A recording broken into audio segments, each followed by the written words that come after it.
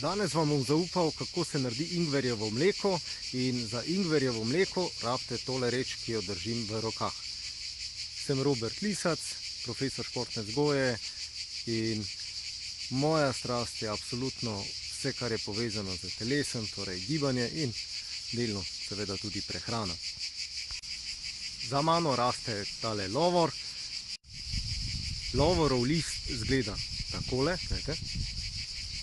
In če hočete biti sigurni, da je to res lovorov list, ga takole zmečkate in povohate in boste zaznali ta vonj lovora in potem tudi ne bo dvoma.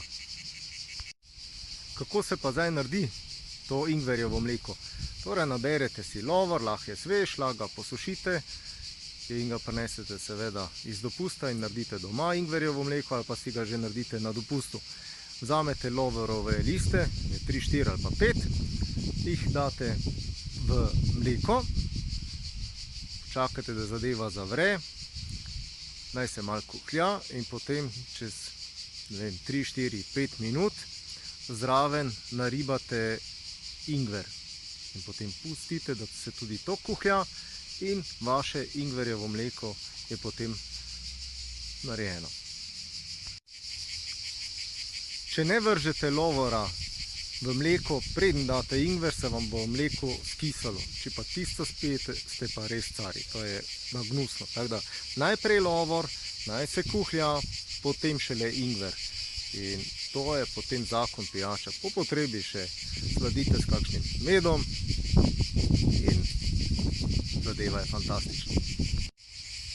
Mogoče se vam ta prispevek ali pa ta vlog zdi malce off topic, pa ni. Ker se mi zdi zelo pomembno, kaj vnašamo v telo, in če lahko na dopustu naberemo stvari iz narave, tam, ko so pač zrasle, se mi zdi, da je to fantastično, ker to je potem dobro, kvalitetno gorivo za telo. Če potrebujete še več takšnih idej za gibanje in včasih tudi za prehrano, obiščite moj YouTube kanal, na YouTubeu tipkate Robert Lisac, se naročite na kanal in to je to. Se slišimo, vidimo jutri. Čau!